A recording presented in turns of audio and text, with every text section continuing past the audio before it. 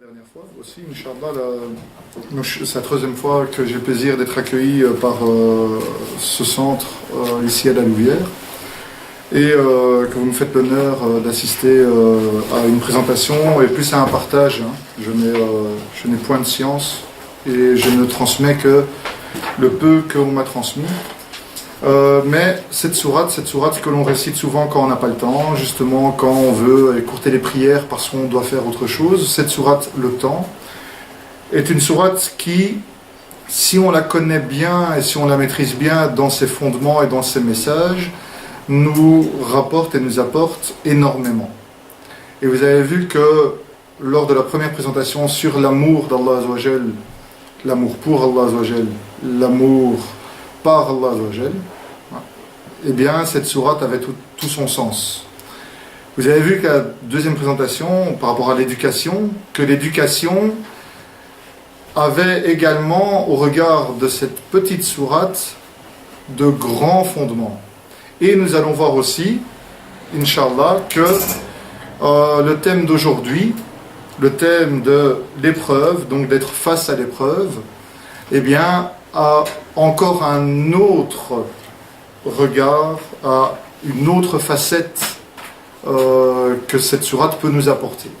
Donc, par définition, oui, par le temps, on est perdu, donc ça veut dire qu'on est voué à l'enfer, sauf si on croit et que cette croyance amène à des bonnes actions. Mais croire et faire des bonnes actions n'est pas suffisant. Allah Azzawajal est très clair avec cela. Après, il y a le fait de s'entraider à la vérité. Et la vérité, c'est le contraire du mensonge, mais dans le Coran, al-haq, c'est ce qui est face et qui est le contraire du batil, du faux. D'accord? Et donc c'est très important parce que ça veut dire que quand on va s'entraider à la vérité, eh bien, on va bannir de nos esprits ce qui est faux. Les fausses croyances, les faux espoirs, les faux semblants. Et justement, on va aborder le thème et l'approche de l'épreuve aussi avec cette base. C'est-à-dire qu'on a deux conceptions par rapport à l'épreuve. La conception qui est bonne, la conception de la vérité, d'un point de vue religieux et musulman, et la conception qui peut être fausse. Et naturellement, même en étant musulman, on peut être parfois dans le faux. C'est pour ça qu'on doit s'entraider pour ne pas être dans le faux et pour être dans la vérité. C'est pas parce qu'on est musulman qu'on doit se dire ben ça va, tout va bien, mon cœur est pur parce que Dieu m'aime et j'aime Dieu. Non, il y a un travail à faire continuellement parce que justement, eh bien, on doit s'entraider à l'endurance et à la persévérance. Ça va? Alors, vu que le temps nous presse et que visiblement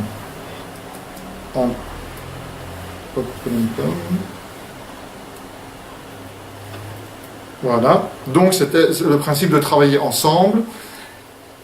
Et si vous vous rappelez, il y a trois textes qui reviennent et que généralement j'introduis toute intervention par ces trois textes-là, au-delà de la sourate Al-Asr. Qui pourrait rappeler quels sont ces trois textes? C'est pas une question piège, hein?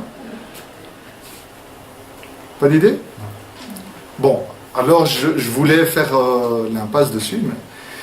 Donc, d'abord, un texte d'un tourment des textes authentiques, un qui est rapporté par Abu Huraira et qui, en fait, explique que les anges parcourent la terre à la recherche de groupes de personnes qui se rassemblent pour Allah Azzawajal. Je paraphrase, on avait déjà rentré plus en profondeur et ceux qui sont intéressés, les membres de l'association ont le PowerPoint, donc ils pourront avoir le texte authentique directement. Naturellement, Allah Azzawajal va questionner les anges une fois qu'ils ont trouvé ces groupes de personnes. Alors, que font-ils? Que recherchent-ils? Donc le paradis, de quoi ont-ils peur et contre quoi ils demandent la protection contre l'enfer. Et naturellement, ce qui est rapporté, c'est que à la fin de cela, le pardon de Dieu est accordé à ces personnes-là, qui se sont réunies pour invoquer, évoquer. Et vous avez eu aussi un cours, je pense, avec Midi Muslim, sur la différence entre l'évocation, le dhikr, et l'invocation, la dua. D'accord? Évoquer, on va donner le nom de Dieu. Invoquer, on va demander des choses. Ce qui est assez important, parce qu'on va le revoir aussi par rapport à l'épreuve. Ça, c'était le premier texte. Le deuxième texte, c'est généralement quand non, d'accord. Alors, le deuxième texte, c'est que, et ce qui nous intéresse, c'est que c'est le milieu, en fait, de ce texte qui est souvent repris pour différentes raisons, mais celui qui parcourt le chemin de la science religieuse, Allah Azzawajal, lui, aplanira le chemin du paradis. Pourquoi? Parce que aller vers la science religieuse, aller vers la connaissance et la science, ça amène à la conscience. La science amène à la conscience. Et si on n'a pas de science, il ne reste à la conscience qu'une conscience. Je ne peux pas le dire. Donc, ceux qui suivent, je vois qu'il y en a qui sont en train de se réveiller. Je suis arrivé, hein. Je t'en parle, mais je suis arrivé. Mais pour être plus sérieux, donc, la science doit amener à la conscience, et la conscience ne peut être présente dans l'être humain que s'il y a de la science. Vous avez déjà eu le cours sur le djihad ou pas encore? Non? Oui? Je pense que ça a été abordé aussi. Le principe de l'importance de la science et de la connaissance. On ne peut pas aborder des notions religieuses sans science. Sinon, on arrive à des dérives, soit sectaires, ou à des dérives d'insuffisance, et même parfois à des dérives qui amènent à des drames tragiques. Donc, troisième texte, c'était une partie d'un hadith qui est beaucoup plus long, où c'est pour nous rappeler la sincérité. Et où en fait un homme arrivera devant Allah Azzawajal en disant voilà, j'ai étudié le Coran, je l'ai mémorisé, j'ai enseigné pour toi. Et Allah Azzawajal dira non, c'est pas vrai. Tu as fait ça pour qu'on dise de toi sur terre que tu avais ces qualités-là. Sachant que dans le texte, il y a la même chose pour celui qui a de l'argent, il dit oui, j'ai de l'argent, j'ai dépensé, donc fais des sadakas pour toi. Non, tu as fait des sadakas pour qu'on dise que tu es quelqu'un de généreux, etc. etc. Et donc, sur terre, cette personne a trompé tout le monde, mais naturellement, dans la justice de Dieu, personne ne pourra tromper Dieu. Et si quelqu'un espère tromper Dieu, il ne se trompe que lui-même finalement. Car à ce moment-là, cette personne sera évidemment rétribuée, mais dans le mal, par rapport à ce qu'elle aura fait. Par rapport à ce qu'elle aura fait dans son intention. Donc elle aura appris le Coran, elle aura appris aux gens le Coran, donc c'est énorme. Mais son intention n'était pas pour Dieu, son intention était pour les gens. Et la personne a eu sa récompense. Elle a eu les honneurs, elle a eu la réputation, elle a eu tout ce qu'elle recherchait. Donc quand on a eu tout ce qu'on demandait, est-ce qu'on a encore le droit de réclamer autre chose? Non. Je suis satisfait. Sauf qu'au jour du jugement, cette satisfaction sur terre ne servira plus à rien. C'est ça, le fond du message. Ça va? Toujours bien une petite remise en question. Quels étaient les trois textes? Non, je rigole. Alors, j'ai pas envie qu'on puisse pas répondre. Il y en a qui ont... Il y avait trois textes. Alors, avant de commencer, sur le thème de l'épreuve, j'aimerais vous écouter. Pour vous, qu'est-ce qu'une épreuve? La maladie. La maladie, quoi d'autre? Un décès. Il n'y a pas de mauvaise réponse. Hein. Un décès. Un décès, quoi d'autre? Ça peut être aussi un bien qu'on a réussi à avoir, mais il faut savoir utiliser à bon escient. Par exemple? La richesse. D'accord. Donc quelqu'un qui est riche, ça devient une épreuve. Oui, il faut qu'il utilise à bon escient, c'est-à-dire la place zakat, la satisfaction de Dieu. D'accord. Et ainsi de suite. D'accord. Autre chose? Pardon? La période d'examen. La période d'examen? Ça peut être une grosse épreuve. Donc, la présentation, comme d'habitude, va se dérouler avec une pause selon l'état d'avancement qui est prévu, Inch'Allah, dans maintenant environ 3/4 d'heure. D'accord? Et il y aura 6 points avec une conclusion. Dans la conclusion, je referai le lien avec les 2 précédents cours. Alors, vous avez eu différents cours avec différentes personnes. Moi, j'aime bien avoir un fil conducteur et justement bien montrer une chose qui est primordiale. lorsque l'on va dans un cheminement spirituel, on n'est pas dans un cloisonnement. Ce qu'on a vu il y a 3 mois va nous servir toute notre vie. Donc il est logique que ce qu'on a vu il y a 3 mois va nous nourrir aujourd'hui, ce qu'on a vu aujourd'hui va nous nourrir demain, ce qu'on a vu demain va nous nourrir après-demain, et ainsi de suite. Donc il est indispensable de pouvoir faire justement ces liens, ces ramifications. Sinon on aura été un âne qui transporte des livres.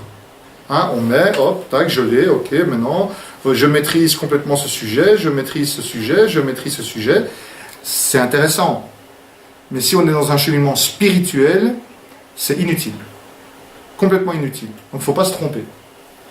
Donc, on va d'abord voir l'importance du sujet en tant que tel de l'épreuve. Ensuite, les implications que ce sujet a et aura et peut avoir sur nous. La classification des différentes épreuves. Les sagesses de l'épreuve. Les preuves des avantages de l'épreuve. Vous savez bien, il y a toujours, c'est vers la fin, donc vers la fin, il faut un peu réveiller les gens. Et naturellement, une fois qu'on aura vu les sagesses et les preuves qu'il y a des avantages à avoir des épreuves, ben, on va quand même se poser la question, est-ce que finalement on doit vouloir des épreuves? Oui ou non? Donc là, je suis déjà en train de faire du teasing, hein, les points 4 et 5. Et alors, il y aura la conclusion. Ça va? Oui. Avant de commencer, je voudrais juste, naturellement, toutes mes pensées maintenant, mais vont aussi, vu qu'il y a beaucoup de personnes qui sont pour un décès, je pense dans la région, de quelqu'un qui a eu un décès, il y a une soirée en son honneur et pour se rappeler de la mort. Donc naturellement, on doit se rappeler nous aussi que la mort est une réalité, que la mort fait partie de la vie, et que aussi la mort n'est qu'une étape à la vie éternelle. C'est la fin de la vie terrestre pour le début de la vie éternelle. Maintenant, c'est très facile à dire quand on n'est pas touché de près par ce genre d'événement. Maintenant, il faut avoir ce recul-là et on pourra aussi en parler. Donc, le sujet en lui-même de l'épreuve, ça concerne un des principes même de l'éducation de la foi. La foi va s'éduquer par les épreuves, va s'élever par les épreuves, va aussi se confirmer et va se juger, se jauger comme une jauge par rapport aux épreuves et aux réactions qu'on en a. Et donc ça veut dire que l'épreuve en elle-même va également, normalement, en tant que croyant, susciter l'espoir et non le désespoir. Alors, à la base, c'est là où il y a la plus-value de la foi et de la spiritualité. Quelqu'un qui n'a pas une vision spirituelle de la vie ne pourra pas avoir cette vision qui est propre à toutes les spiritualités, des épreuves. Et donc c'est très important parce que le sujet de l'épreuve en tant que tel, c'est un sujet de croyant en Dieu, et donc il y a aussi une décentration, on va le voir, on n'est pas le centre du monde, en fait. Hein. Pour la petite histoire, ce sujet est un sujet qui est quand même abordé plus de 37 fois dans le Coran. Alors, il y a différentes manières de l'aborder. Allah Azza va parler parfois d'épreuves sur terre, va parler d'épreuves en enfer, va parler d'épreuves au jour du jugement, va parler d'épreuves des peuples anciens, mais ce sujet est quand même un sujet qui revient dans un livre de 604 pages relativement régulièrement. Alors déjà, on va commencer dans la sourate 67, la sourate El-Mulk, la royauté, sourate qu'il est intéressant de lire avant de s'endormir le soir. D'accord ? Béni soit celui dans la main de qui est la royauté, et il est omnipotent, capable de tout. Celui qui a créé la mort et la vie, afin de vous éprouver, on voit l'épreuve qui est là, et de savoir qui de vous est le meilleur, en quoi ? En œuvre, en action. Et c'est lui, donc Allah, le puissant, le pardonneur. Une chose qui a sûrement déjà été évoquée et introduite par des prédécesseurs, et si ça n'a pas été le cas, alors je le dis, et ce n'est qu'un rappel si ça a été le cas, c'est que quand vous lisez le Coran, même en français, il y a une pédagogie coranique. Un simple exemple. Dieu a créé quoi ? dans cet extrait? Il a créé la mort et la vie. Dans quel ordre sont les deux concepts? Il y a d'abord la mort. Et après la mort, il y a quoi? Il y a la vie. Le croyant, déjà, il réfléchit à ça. Quand vous lisez le Coran, il est très important de se dire, mais au fond, pourquoi est-ce que Dieu va maintenant choisir des mots parfaits, dans un texte parfait, et dans un ordre parfait? Dans cette sourate, qu'il est bien de lire la nuit, avant de dormir, et qui nous rappelle finalement qu'on est bien peu de choses, eh bien, Allah Azza wa Jalla va nous rappeler qu'il y a d'abord la mort, et puis après, il y a la vie. Donc c'est un message d'espoir. Parce qu'on pourrait dire, voilà, c'est quand même un peu rude, hein, voilà, c'est ça l'islam, la royauté, il est capable de tout, et la mort, et puis il est puissant. Mais non. Si on le lit correctement, c'est un message d'espoir énorme. Car, comment on appelle le sommeil en islam? En français, hein, c'est là? En arabe, mais je veux dire en français, quelle est la métaphore pour le sommeil? On appelle ça la petite mort. C'est la petite mort. D'accord? C'est pas pour rien. Et donc à partir de là, on comprend encore mieux qu'on espère se réveiller en vie et dans quel but? De pouvoir être le meilleur en œuvre. Et ça donne une projection sur le reste. C'est ce qu'on appelle en pédagogie une mise en projet.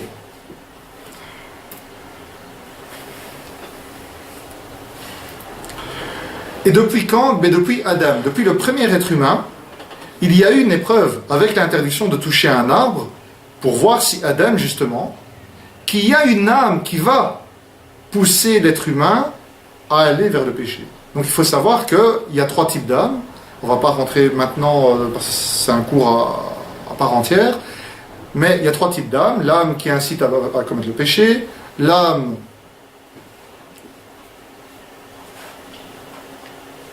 en fait, il y a d'abord l'âme qui ne cesse de blâmer, l'âme qui incite au péché, l'âme qui ne cesse de blâmer, et l'âme satisfaite et agréée.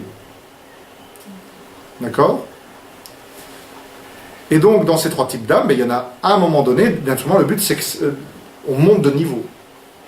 Et qu'on arrive à une âme agréée. Mais l'âme est agréée finalement que par Allah. Donc même nous, on ne sera jamais satisfait de notre âme. Vu qu'on est dans un cheminement jusqu'à la fin de notre vie terrestre, pour la vie céleste. Et cette épreuve a quand même une conséquence. C'est que Adam et Ève, et la descendance, nous, on a été expulsés du paradis. Il y a eu le pardon. Mais il y a eu une conséquence. Ça veut dire qu'on doit pouvoir aussi assumer les conséquences de nos actes et de nos erreurs. Donc, c'est aussi un concept qui est parfois mal compris, peu abordé, mais nous devons en tant que musulmans être capables d'assumer nos erreurs. Et ça, c'est déjà dès la base de la création de l'être humain. À travers l'histoire de l'humanité, une fois qu'on était sur Terre, eh bien, les prophètes ont été aussi soumis aux épreuves, et à de lourdes épreuves. Et des épreuves que nous-mêmes, on ne pourrait pas supporter tous ensemble. À votre avis, pourquoi? Pourquoi est-ce que les prophètes, les meilleurs hommes sur terre, choisis par Dieu, Dieu va leur donner des épreuves qui, à la base, ont l'air insurmontables? Pour quelle raison? C'est une vraie question.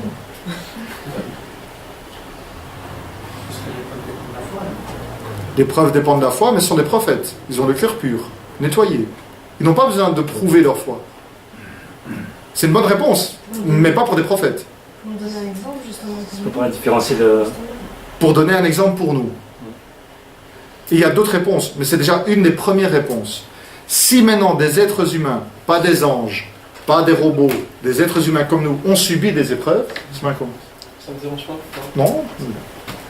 Ont subi eux-mêmes des épreuves et des épreuves lourdes, eh bien il est évident que c'est pour nous apprendre que finalement, eh bien c'est le lot de tout être humain. Tout être humain aura des épreuves. De un, Et deuxième leçon, c'est de voir comment surmonter les épreuves. C'est un mode d'emploi, c'est une méthodologie. Et donc c'est aussi à ce moment-là, lorsqu'on est touché par la maladie, eh bien on va voir le prophète qui a été touché par la maladie. Par exemple, Ayoub. Quand on voit celui qui a été touché par la désobéissance des enfants, par exemple, il y en a eu 12. Jacob. Celui qui a été désobéi, qui a été trahi par ses frères, Youssouf. Qui a été emprisonné à tort, Youssouf. Et donc, on va voir au fur et à mesure des épreuves, celui qui n'a fait que dire la vérité pendant plus de 950 ans, avec très peu de résultats, Noé, Nour. Pendant 950 ans de darwa, 950 ans de prédication, pour avoir que très peu d'êtres humains. Si ça, c'est pas de l'endurance, nous on parle 2 secondes avec quelqu'un, on dit ouais, non, c'est bon. 950 ans, hein. C'est énorme.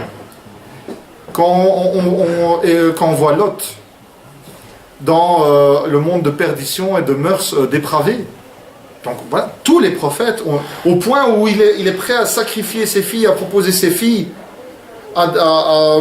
pour protéger des invités qu'il a chez lui qui étaient des anges. Et donc ça veut dire que tous les prophètes et tous les récits des prophètes, que ce soit dans le Coran ou par le prophète sallam, tous ces récits-là, d'abord c'est pour nous renforcer, mais aussi c'est pour nous expliquer et pour nous donner une certaine pédagogie. D'accord ? Naturellement, ça veut dire que tout cela, il faut bien se dire que ça nous donne vraiment l'importance de ce sujet. Si même n'importe quel être humain, même les prophètes, et qu'il y a un lien avec la foi, on va le voir tout de suite, entre l'épreuve et la foi, ça veut dire que le sujet de l'épreuve est un sujet primordial. Et c'est un sujet dont on ne peut pas se faire d'économie. Parce que parfois on peut se dire, oui, mais on va être un oiseau de mauvais augure. Ça n'existe pas en islam. On doit parler de tout et on doit pouvoir parler de tout. D'accord ? Question pour l'instant ? Non ? Vous pouvez, hein, pour une fois que c'est vous. Non. Alors, l'implication de cela. Est-ce que les gens pensent qu'on les laissera dire « nous croyons » sans les éprouver ? C'est une question. Ça aussi, souvent dans le Coran, Allah va poser des questions. On appellera ça des questions de rhétorique. La réponse est évidente. Non. Allah ne va pas laisser des gens dire « je suis musulman, je suis musulmane, je suis croyant, je suis croyante » sans être éprouvé. Donc ça veut dire que maintenant on peut se dire « oui, alors je décide de ne plus être croyant ». Mais si je décide de ne plus être croyant, ça veut dire que de toute façon l'épreuve ne m'intéresse pas. Vous voyez ? L'épreuve n'aura de valeur à mes yeux en tant que croyante que si je me dis croyant. Donc celui qui ne se dit pas croyant, il n'aura pas cette spiritualité derrière l'épreuve. Donc à partir du moment où je cherche une raison, je cherche une compréhension, je cherche à positiver l'épreuve ou à la comprendre, eh bien ça veut dire à ce moment-là, par définition, que je suis dans une posture de croyant. Et ça veut dire que Dieu nous prévient déjà, si tu es dans cette posture-là, que tu dis que tu es croyante ou que tu es croyant, sache que tu seras éprouvé. Maintenant, on devra définir ce qu'est l'épreuve. Alors, qui est éprouvé ? On l'a dit, toutes les communautés, avant celle de Mohammed sallallahu alayhi wa sallam, ont subi des épreuves qui ont été citées dans le Coran. Toutes les communautés ont subi différentes épreuves, de différentes sortes. On a donné quelques exemples tout à l'heure. Et on passe tous, maintenant, en 2000... Bon, allez, quand même. Ah. Ouais, là, c'est... Et je suis un homme, merci. Donc, non, voilà. En fait, c'est pas les questions le problème. Vous n'avez pas envie. Il fallait me le dire. C'est pas grave. Bon, plus sérieusement. On aura tous une épreuve. Et à la fin de cette épreuve, il y aura d'autres épreuves et qui vont se suivre et qui vont se suivre. Jusqu'à la mort. Alors maintenant, vous allez me dire, ah, il est sympa ce gars, j'ai bien fait de venir, j'aurais mieux fait il fait beau d'aller à gauche ou à droite. Mais maintenant, on va justement regarder qu'est-ce que ça veut dire. C'est une réalité. Nous disons, nous croyons, nous serons éprouvés. Sans cesse. Je vais vous donner un récit. Donc c'est un compagnon qui est venu, et justement, nous on n'a plus le compagnon, donc on n'a plus le prophète sallam, donc parfois on est un peu limité. Les compagnons, c'était des êtres humains, hein. Ils se posaient des questions, et il y en a qui avaient le courage, et y allaient, et disaient « Ya Rasulallah, ô prophète d'Allah, nous nous plaignîmes un jour », et donc là il explique donc, à ses élèves plus tard, « Nous nous plaignîmes un jour au messager de Dieu, donc au prophète sallam, alors qu'il était allongé à l'ombre de la Kaaba. » Ça veut dire quoi déjà? Ça veut dire que le prophète sallam était à l'aise, tranquillement, à l'ombre de la Kaaba. Ça veut dire que c'était une période où finalement il n'y avait pas trop de problèmes. Hein, c'était pas une guerre, même s'il y avait des difficultés, je ne vais pas rentrer dans l'explication vraiment du hadith, mais c'était quand même pas la pire des périodes. D'accord? Et nous dîmes, donc les compagnons, un groupe de compagnons, hein, que n'appelles-tu pour nous le secours de Dieu? Que ne pries-tu pour nous? Ou sous-entendu, au lieu d'être couché à ton aise, ben, invoque Dieu pour nous. Fais quelque chose pour nous. Nous, on a besoin d'être mieux, on a envie d'être soulagé, on a envie de ne plus être éprouvé. Vas-y, quoi, hein, fais ton job de prophète. Hein. Allez, hop. Quelle est la réaction du prophète sallam à votre avis? Non, il n'a pas coupé de tête.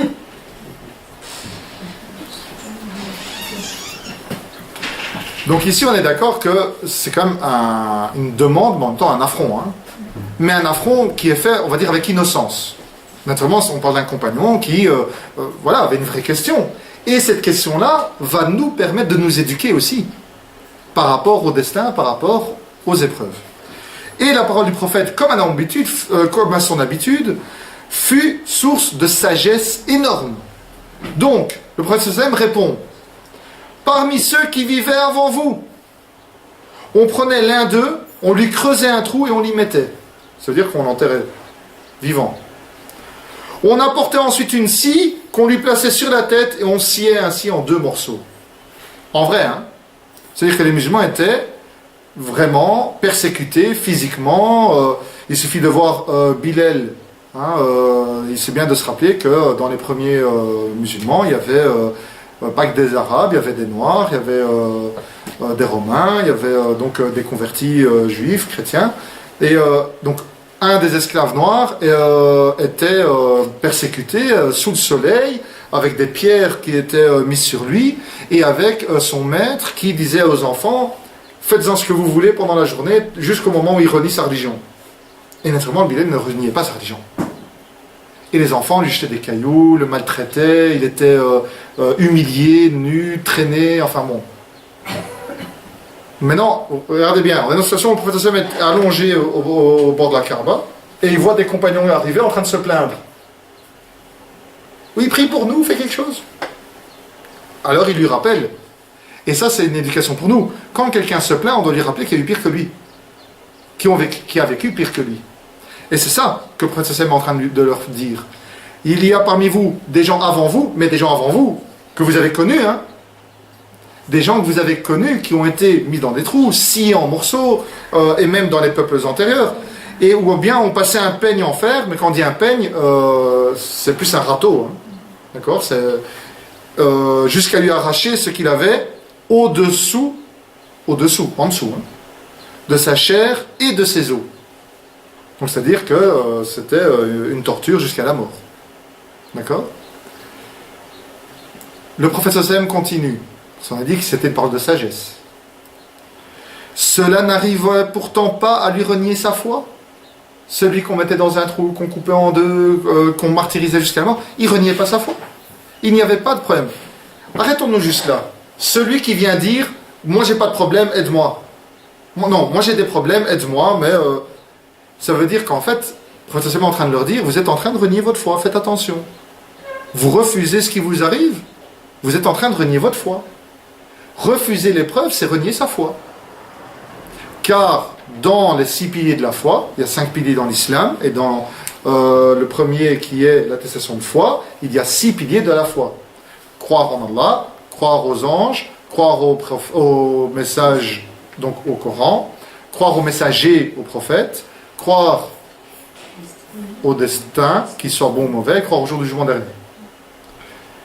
Là-dedans, il y a une chronologie. D'accord? C'est d'abord croire le cinquième, c'est croire au jour du jugement dernier, et puis c'est croire au destin, qu'il soit bon ou mauvais. Et donc il y a justement cette chronologie d'importance. Mais croire au destin, qu'il soit bon ou mauvais, fait partie de la foi. Celui qui va renier son destin en disant je refuse les épreuves, parce que c'est mauvais, le prophète est en train de leur donner d'abord les exemples. Il y a pire que toi, fais attention, il y a pire que toi. Tu te plains, tu ne sais pas de quoi tu te plains. Ça pourrait être pire, fais attention. Sois déjà reconnaissant de ce que tu as qui est bien, de un. De deux, fais attention, parce que si tu refuses ce qui t'arrive, alors qu'en plus c'est pas mal, par rapport à d'autres, c'est problématique pour ta foi. Et par Dieu, donc le prophète continue, Dieu accomplira cette chose, l'islam, jusqu'à ce que le voyageur aille sur sa monture de Sanaa à Hadramaut, donc c'est 2 villes au Yémen, et ne craignant que Dieu ou le loup pour ses troupeaux. Qu'est-ce que ça veut dire? Bon, il y a plusieurs explications, plusieurs sagesses, mais celle qu'on va reprendre maintenant, c'est le fait de dire que l'être humain va voyager, et à la base, le voyage, il y a toujours une zone d'incertitude. On peut avoir un accident, on peut se faire cambrioler, même maintenant, je veux dire, ça peut arriver pour ceux qui font des longs trajets, voilà. On les aires d'autoroute, on ne sait jamais sur qui on va tomber, bon, c'est un peu parfois insécure, comme on dit. Eh bien, si l'islam est réellement accompli, en tant que religion et mode de vie, eh bien, l'être humain, quel que soit l'être humain, eh bien, parce que ici, le président a dit le voyageur, il n'a pas dit le musulman ou la musulmane, le voyageur, n'importe quel être humain, pourra voyager entre 2 grandes villes et il n'aura aucun problème. Sauf peut-être, oui, des bêtes féroces, mais à part ça, il n'y aura pas de problème. Et le destin. Parce qu'il y aura toujours les épreuves qui pourront arriver par Dieu. Et donc, ça veut dire que il y a une sincérité à retravailler par rapport à Allah Azza wa Jal. Il y a une sincérité, et ça veut dire aussi que la confiance en Dieu va être indispensable.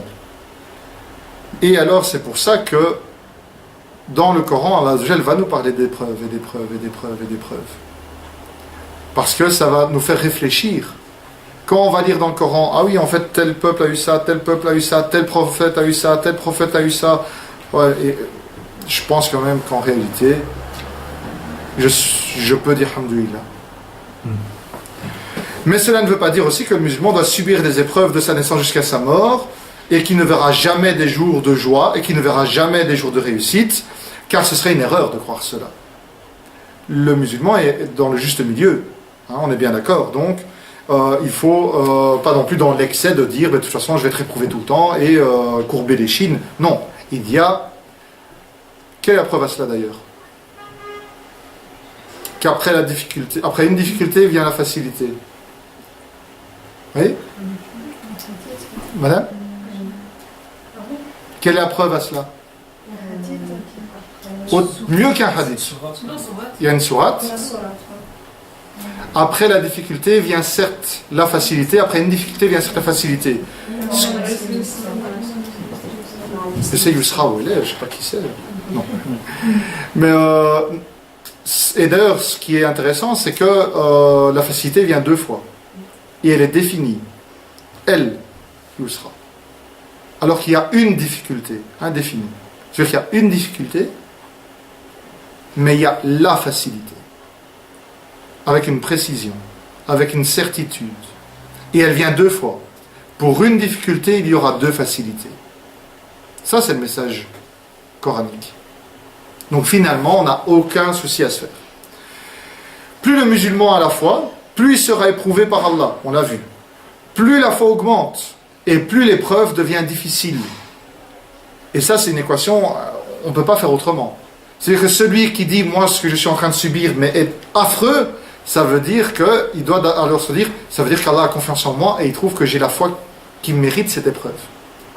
Je ne peux avoir cette épreuve que parce que Dieu a confiance en moi pour me donner cette épreuve-là. Parce que dans la sourate Al-Baqarah, Allah Azza wa Jal dit que nulle âme ne sera éprouvée plus que sa capacité. Donc si j'ai quelque chose d'énorme, mais en fait c'est un message d'amour énorme par rapport à ma foi. Et donc le prophète sallallahu alayhi wa sallam, quand on lui a demandé qui étaient les personnes les plus éprouvées par Allah, il a répondu les prophètes, comme on l'a dit. C'est-à-dire les meilleurs des hommes. Les prophètes donc sont les plus éprouvés car ce sont ceux qui ont eu le plus de foi et qui ont le plus de foi et qui auront le plus de foi. Lorsque l'épreuve survient dans la vie de quelqu'un dont la foi est forte, cette personne sera éprouvée d'une façon très forte et qui est correspondante à sa foi, comme je viens de le dire. Alors que dans le cas contraire, celui dont la foi est faible, la moindre petite épreuve, la moindre petite chose, eh bien ça va le faire vaciller, ça va lui faire perdre patience et ça va lui faire perdre la vision spirituelle de l'épreuve.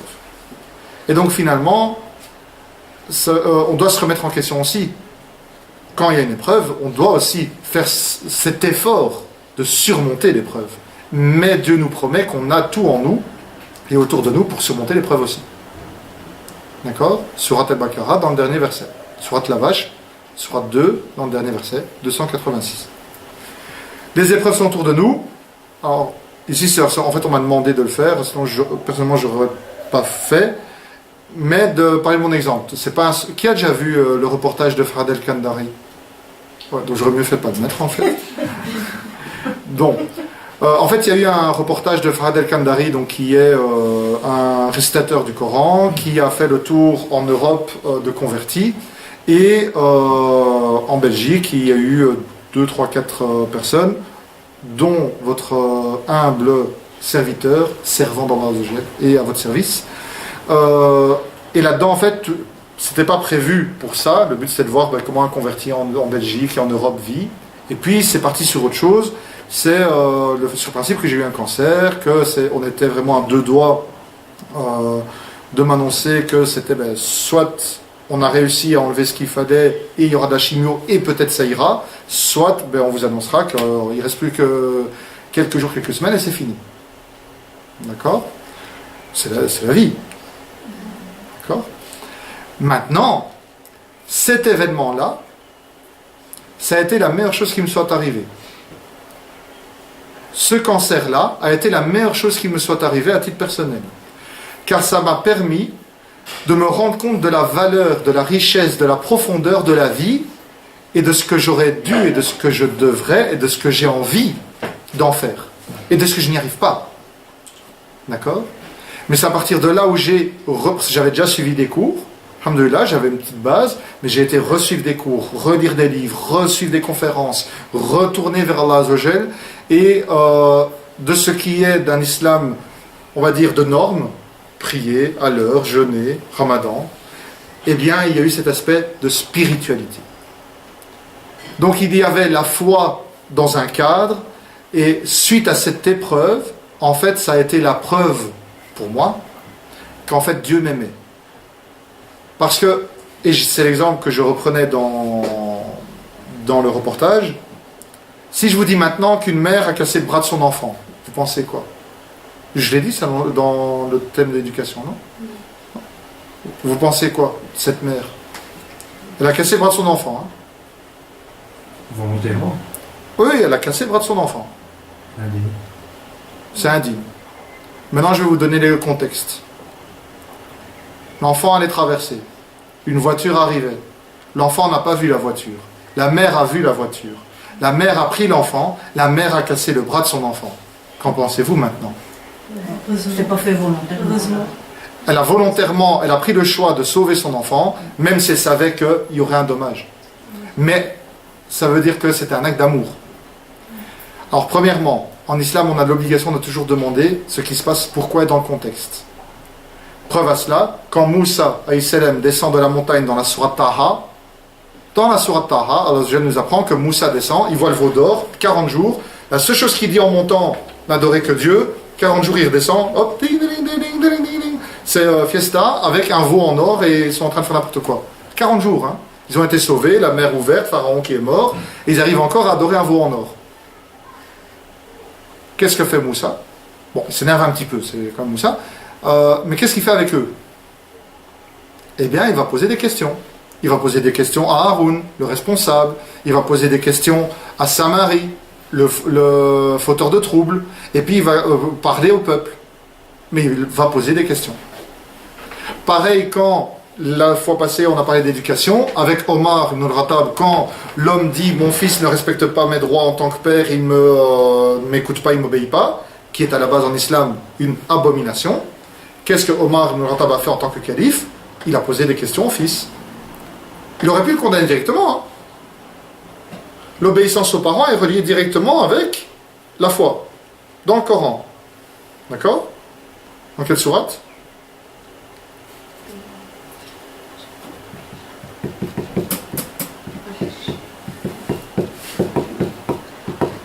Vous avez eu le cours sur l'obéissance aux parents et la filiation? Ok. Ça vient pas?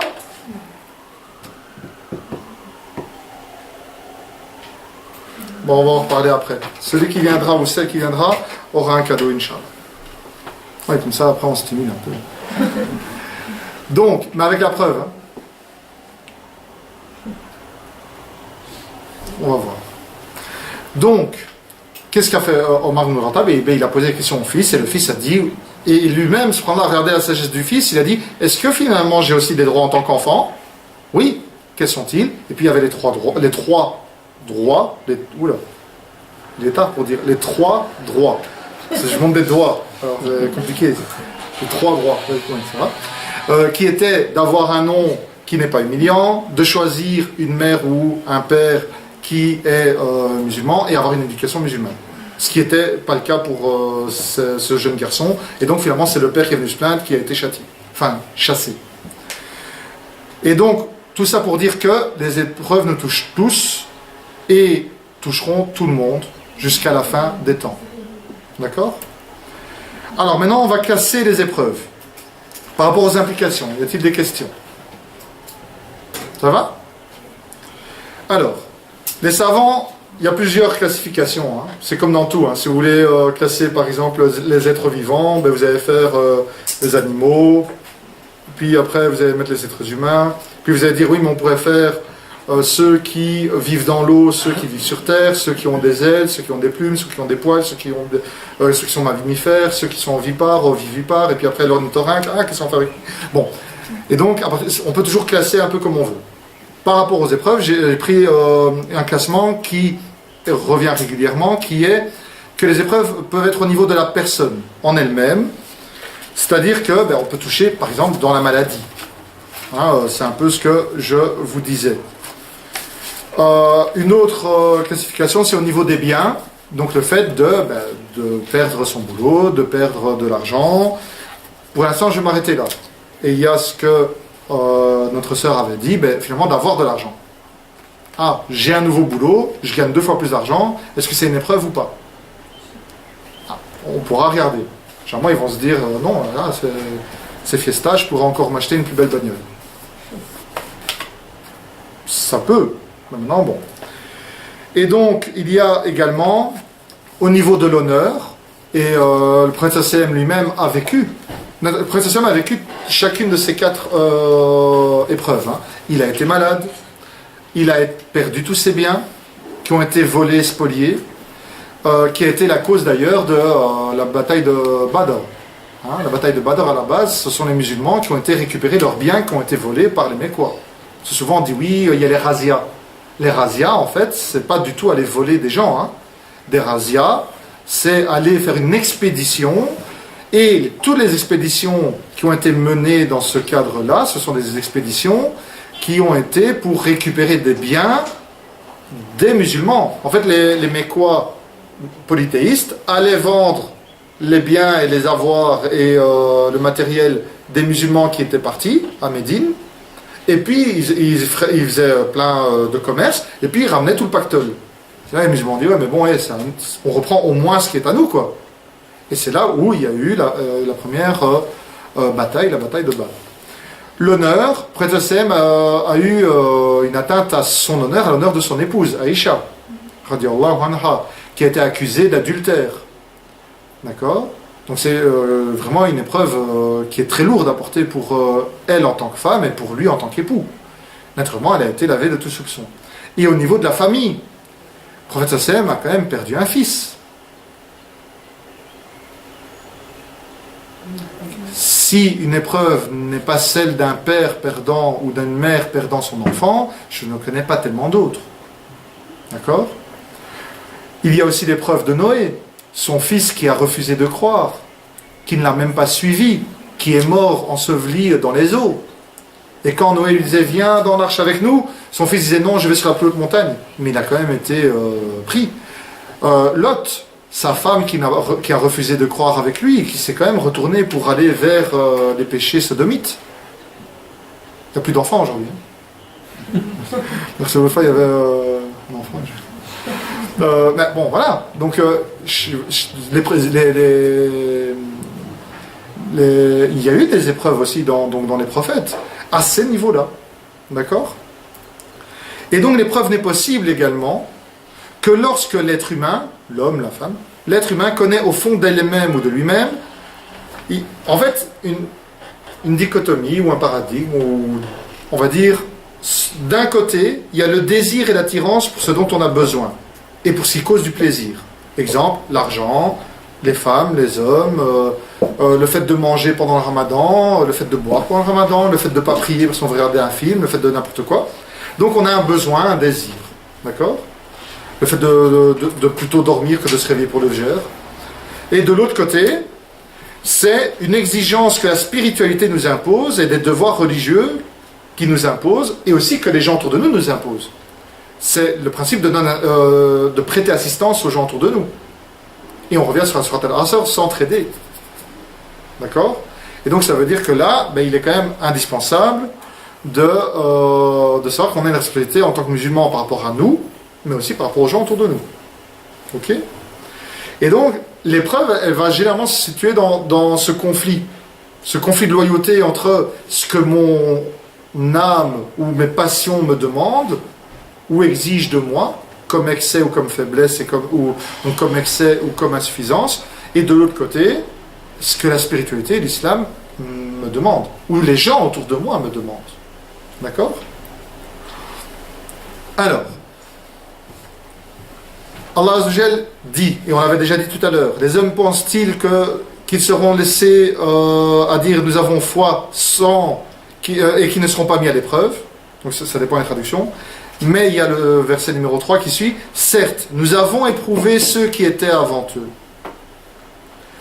Dieu saura donc assurément qui était véridique et il saura assurément les menteurs. Et finalement, on a aussi un autre statut dans l'épreuve, c'est que l'épreuve, au-delà de se classer dans nos biens, dans nous-mêmes, dans nos familles ou dans notre honneur, eh bien, va aussi nous classer nous. On peut classer l'épreuve, mais l'épreuve va nous classer. L'épreuve va nous classer entre quelqu'un de véridique ou quelqu'un qui ne l'était pas. Quelqu'un qui accepte le destin ou quelqu'un qui ne l'accepte pas. Un autre extrait d'une autre sourate. Aviez-vous pensé que vous entrerez au paradis alors que ne vous est pas encore venu une chose semblable à ce qui est venu aux gens qui sont passés avant vous? Sous-entendu, une épreuve. Vous pensez vraiment que vous allez accéder au paradis sans épreuve, alors que les autres avant vous ont connu et vécu des épreuves. Le malheur et la difficulté les ont touchés, et ils ont été secoués, jusqu'à ce que le messager et ceux qui avaient apporté la foi avec lui, c'est-à-dire les compagnons, aient dit, quand viendra l'aide de Dieu? Donc ça veut dire qu'il y a une possibilité de quand même se poser des questions, de dire, là j'ai besoin d'aide. Mais de qui? De Dieu. Je me remets à Dieu. Et je me retourne vers Dieu. Et écoutez la réponse à ceux qui demandent de l'aide à Dieu lorsqu'il y a une épreuve. Vraiment, l'aide de Dieu est proche. Vraiment, l'aide de Dieu est proche. Celui qui a créé le temps, le destin et qui a créé l'épreuve, il nous dit, exalté soit-il, nous dit, ne t'inquiète pas. La solution à ton problème, la satisfaction à ton besoin, l'aide à ta difficulté arrive et patiente et endure. Aie confiance en moi. Parce que moi, Dieu, j'ai confiance en toi pour assumer cette épreuve. Et pour continuer, nous vous éprouverons assurément par quelques craintes, faim, diminution de biens, diminution des personnes et diminution des fruits. Ça veut dire, c'est bien clair, il y aura tout ça qui pourra nous toucher, et donne la bonne nouvelle à ceux qui sont patients. et qui disent lorsqu'un malheur les atteint, certes nous sommes à Dieu et à lui nous retournerons. Alors généralement on dit cette phrase quand il y a un décès, mais cette phrase est valable à tout moment lorsque il y a... cette phrase est valable à tout moment lorsque n'importe quelle épreuve nous touche. Et maintenant ça pourrait être tout simplement Atchoum, ouais, en fait j'ai un petit rhume, ah, j'ai une chenotte qui coule. Ah, on ne dit pas ça en Wallonie. Ah, c'est en Bruxelles ça. Bon. Hein, on a un mollusque qui coule. Oh Dieu, oh c'est vraiment pas beau. Eh bien ça pourrait être une épreuve. Eh bien celui qui dit, certes nous sommes à Dieu et c'est à lui que nous retournerons, en fait ça veut dire qu'il a confiance en Dieu, il sait qu'il vient de Dieu, qu'il retourne à Dieu, quoi qu'il arrive. Naturellement, généralement, celui qui a la foi, il ne va pas considérer qu'il a éternué avec une petite saleté comme étant une grosse épreuve. Et c'est pour ça qu'on va généralement dire ce genre de phrase dans les grosses épreuves. Ceux-là sont les bénédictions venant de leur Seigneur ainsi qu'une miséricorde, et ceux-là sont les bien guidés. Donc ils sont eux-mêmes une bénédiction et ils sont eux-mêmes bien guidés. Pourquoi? Parce qu'ils ont une conscience de leur humilité, de qui est Dieu et d'où ils viennent. Et sachez que vos biens et vos enfants ne sont qu'une épreuve. Sachez que vos biens et vos enfants ne sont qu'une épreuve et qu'auprès d'Allah, il y a une énorme récompense. Alors il y en a qui vont dire, ça va, moi je n'ai pas d'enfants, c'est bon, je vais être pauvre. Mais ça c'est un excès. Nous le verrons par la suite. Et comme on l'a dit, ça peut devenir une épreuve si on s'en occupe mal. Si j'ai des enfants et que je ne les éduque pas, alors ils seront une épreuve négative pour moi. Mais si j'ai des enfants et que je m'en occupe bien, j'aurai surmonté et réussi cette épreuve. Vous voyez? Comme l'exemple qui a été dit tout à l'heure, et à très juste titre, j'ai maintenant une somme qui tombe parce que j'ai un travail ou un héritage ou autre, eh bien, que vais-je faire avec cette somme-là? C'est une épreuve, finalement. Donc, là aussi, les biens et les enfants, ce sont des bonnes choses, sauf si on les utilise mal. Sauf si on en fait un usage qui n'est pas correct. Et, pour reprendre la parole d'un sage qui disait, il nous a été donné de vivre une période difficile. Donc là maintenant, à son époque. Si, en pareille période, nous serons restés fidèles au message, donc au Coran, et à la Sunna, et nous nous serons mobilisés pour lui. Donc pas juste on est fidèles, on se sera mobilisés ensemble, réunis, et pour que ce message de l'islam puisse vivre, alors ce que nous pourrons vivre de ce monde, ce qu'il sera, mais ce que nous obtiendrons dans l'au-delà, nous ne pouvons même pas l'imaginer. Pour paraphraser, maintenant c'est difficile, mais si on arrive malgré tout à rester dans le message correct de la religion musulmane, ce qui sera sur terre, mais la récompense pour cette patience, la récompense pour s'être retourné vers Dieu, par Dieu, avec Dieu, on ne peut même pas l'imaginer. Les plus beaux concepteurs de 3 dimensions, des avatars, de tout ce que vous voulez, des films d'animation, ne pourront jamais imaginer ce qu'est le paradis. Jamais. Aucun être vivant sur terre ne pourra jamais imaginer ce qu'est le paradis. Alors maintenant l'épreuve dans le bien ou dans le mal, et nous allons arriver à la pause, Inch'Allah. Le prophète Salomon Suleyman, fils de Daoud, a été éprouvé par le bien, car Allah a mis dans son service les démons, donc les djinns, et le vent. Donc ça veut dire qu'il avait le pouvoir de diriger, il comprenait tous les animaux, et il avait vraiment le pouvoir sur terre, sur les êtres vivants, et même sur les éléments. Et les savants disent que l'épreuve par le bien est beaucoup plus forte, c'est-à-dire beaucoup plus dangereuse que l'épreuve par le mal. J'ai un cancer, ben voilà, ok, j'ai un cancer, je sais que c'est mal, je suis triste, je pleure un peu, ma femme est inquiète, bon voilà, on se mobilise. Mais finalement, quand je suis en bonne santé, tout le reste du temps, est-ce que je me rends compte que je suis en bonne santé? Est-ce que j'utilise cette bonne santé comme il le faudrait? Ce qui m'a mobilisé dans mon cancer, est-ce que quand je suis en bonne santé, ça me mobilise de la même manière? Ça veut dire qu'à ce moment-là, c'est bien plus dangereux pour moi. Car la personne qui a tout ce qu'elle veut est emportée par les biens, par la vie, et cela devient très dur de se rappeler Allah, et cela devient très dur de remercier Allah Azza wa Jalla et de le louer. Parce que ça devient du normal. Mais non. Et donc, la vie présente devient un souci permanent, et il n'a plus de temps pour les adorations, ibadat. C'est pour cela que Sulaiman disait dans le Coran, « Cela est de la grâce de mon Seigneur, pour m'éprouver le fait qu'il avait ce pouvoir. Si je suis reconnaissant ou si je suis ingrat. » De nouveau, vous voyez, j'avais dit qu'il y avait la classification des épreuves. J'espère que vous avez bien compris que ce n'est pas les épreuves qu'on va classifier, c'est des épreuves qui vont nous classifier. Dans les reconnaissants ou dans les ingrats. Quiconque est reconnaissant, c'est dans son propre intérêt. Dieu n'a pas besoin de nous, mais nous avons besoin de lui. Et quiconque est ingrat, c'est-à-dire qu'il ne remercie pas par reconnaissant, alors mon Seigneur se suffit à lui-même et est généreux. Sulaiman n'a même pas osé dire ce qui allait se passer. Par pudeur, par crainte. Il n'a même pas osé continuer sa phrase pour celui qui est ingrat. Parce que autant on ne peut pas imaginer le paradis, que dites-vous qu'on ne peut pas imaginer l'enfer. On est dans le monde de l'invisible. Et, suite à la pause, t'as vu, c'est bon, hein? Sinon, suite à la pause, nous verrons par la suite les sagesses de l'épreuve. Nous revenons dans 15 minutes, Inch'Allah, pour la suite. Allahu A'lam. Les sagesses de l'épreuve. Ibn al-Qayyim, donc, qui est un grand savant de l'islam, a écrit un livre, parmi les nombreux livres qu'il a écrits, La sagesse de l'épreuve, dans lequel donc il explique pourquoi Allah nous éprouve, et en voici quelques sagesses, et on va en reprendre 7. D'accord? Première sagesse, Allah nous a créés pour qu'on l'adore. Et donc, avoir cette épreuve, c'est une adoration, parce que ça fait partie de notre création.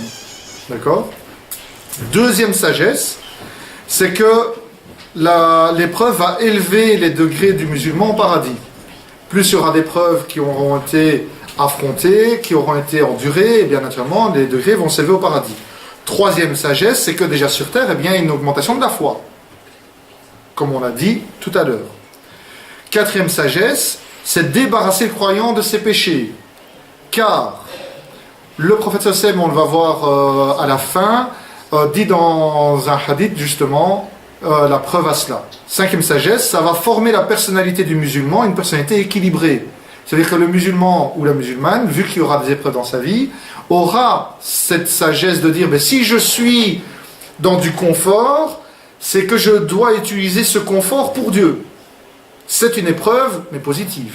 Si, mais là j'ai un problème, j'ai une épreuve négative, et donc je dois endurer et patienter. Et le prophète m'a dit, heureux est le cas du croyant, car quand il lui arrive un mal, quand il lui arrive un bien, pour lui c'est un bien, et quand il lui arrive un mal, pour lui, c'est un bien. Pourquoi? Parce que ça l'entraîne à l'endurance. Sixième sagesse, l'épreuve sert à distinguer le bon croyant du mauvais, le croyant du hypocrite. On l'a déjà expliqué. Septième sagesse, par l'épreuve, Allah guide celui qui fait les péchés. Celui qui était complètement perdu et noyé dans ses péchés, le moment où il y aura justement, un peu à l'image de l'enfant qui traverse n'importe comment, la mère le reprend, eh bien on se remet en question, on se remet vraiment avec un réel objectif de croyant, de croyante, et donc avec une cohérence vis-à-vis de cela. D'accord? Des questions par rapport à cela? Ça va? L'épreuve et les avantages de l'épreuve. Il y en aura 15, en sachant qu'on peut en voir bien plus. Dans l'épreuve, là je me suis référé à un autre savant, et on va voir qu'il reprend quand même des sagesses d'Ibn al-Qayyim, mais il y avait parfois des petites nuances. Premièrement, faire preuve d'une véritable servitude envers le maître des mondes. Quand on affronte une épreuve, eh bien ça prouve, donc l'épreuve prouve une véritable servitude. Deuxième chose, les épreuves infligées aux croyants servent à les préparer et à exercer leurs responsabilités sur la terre. Si on n'a pas d'épreuve, on devient insouciant. Quand on a une épreuve, on devient conscient. Et quand on devient conscient, eh bien ça nous amène à devenir responsable. L'insouciance, vous voyez, c'est un peu comme un enfant, il est insouciant. Alors que quand on est conscient, eh bien ça nous amène à la responsabilité. La conscience, donc la science nous amène à la conscience nous amène à la responsabilité. Aussi l'expiation des péchés, comme on l'a déjà dit, et on aura la preuve qui suivra, récompense et élévation des grades au paradis, les épreuves conduisent à un examen de conscience pour diagnostiquer ses défauts et aussi diagnostiquer les erreurs passées. Donc les défauts et les erreurs passées, dans le sens où ça nous permet de dire, ok, si maintenant il m'arrive ça, c'est que dans mon parcours de vie, Dieu veut me purifier, mais il veut me purifier des choses que j'ai mal faites. Donc je vais quand même faire un petit coup dans le rétroviseur pour me dire qu'est-ce que je dois modifier, qu'est-ce que je dois continuer, qu'est-ce que je dois améliorer, ou qu'est-ce que je dois arrêter. Complètement. Parce que je ne me rendais pas compte que je faisais telle et telle chose, mais maintenant ça m'aide et ça m'oblige à diagnostiquer ma vie. Les épreuves sont des leçons à tirer et des enseignements qu'implique la foi en l'unicité absolue d'Allah, vu que, on l'a vu, ça fait partie des 6 piliers de la foi, et aussi les croyances et la confiance en Allah. À partir du moment où on croit en Dieu, l'unique et uniquement lui, qu'on se retourne vers lui, ça veut dire qu'on aura confiance en lui. Donc vous voyez, il y a le cercle vicieux et puis il y a le cercle vertueux.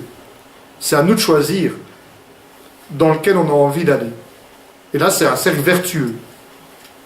Les épreuves vont débarrasser le fidèle de la vanité et vont le rendre plus proche d'Allah, donc plus humble. Parce que rien ne nous appartient, vu que tout appartient à Allah Azzawajal, et finalement on est responsable de ce qu'Allah nous prête. Il nous prête la santé, il nous prête le corps, il nous prête l'argent, il nous prête la vie, il nous prête le temps, il nous prête l'espace, il nous prête la terre, il nous prête nos voisins, musulmans ou non, et que faisons-nous avec ceux-là? Faire apparaître également la véritable nature des gens, et donc on a dit, c'est à travers les épreuves qu'on va distinguer le reconnaissant de l'ingrat. Pas du gras. Le reconnaissant de l'ingrat. Les épreuves participent aussi à l'éducation et à la formation des hommes, de l'humanité. Ce qui ne nous tue pas nous rend plus forts, eh bien c'est encore plus vrai en religion. Figure parmi les raisons des épreuves et des difficultés la possibilité qu'elles nous donnent de distinguer les véritables amis des amis intéressés. Donc on a dit que ça nous parlait de nous, mais aussi autour de nous. Pour reprendre mon exemple, dans mes plus proches amis de l'époque, tout le monde savait que j'étais musulman. D'accord ? Lorsque j'ai eu ce cancer, j'ai pu distinguer les amis des autres. Et c'est pas grave. Sûrement que moi, je n'étais pas bon avec eux non plus. Donc c'est pas de leur faute à eux, la faute vient sûrement de moi. Mais j'ai pu distinguer ceux qui étaient là pour me soutenir, ceux qui étaient là pour m'enfoncer, ceux qui me rappelaient qu'il y avait un Dieu, et ceux qui me disaient « Oui, mais en fait, ce serait peut-être bien que tu ailles te prendre une petite cuite, parce qu'on ne sait jamais, ce sera peut-être la dernière. » Je suis en train de vivre une épreuve donnée par le Créateur du ciel et de la terre pour me dire que je dois être un meilleur croyant, et tu me dis que je dois être désobéissant. Qu'est-ce que tu es en train de me faire? C'est notre épreuve. Mais vous voyez, et parfois aussi ceux qui disent non, tu es en train de vivre une épreuve, en fait c'est bon, casse-toi. Bon, quand tout va bien, les amis sont là, quand tout va mal, il n'y a plus personne. Et donc les épreuves aussi nous rappellent nos péchés et nous poussent à nous repentir. Parce qu'on ne sait pas quand on a une épreuve pourquoi. Dieu sait pourquoi, pas nous. Et Dieu n'a pas à se justifier, nous oui. Et donc ça, on revient sur l'état de conscience, sur le diagnostic. Et l'avantage ici du 11e point, c'est du repentir. Quel est l'avantage et le but du repentir? Qu'est-ce que cela apporte? Se laver du péché. Se laver du péché, quoi d'autre?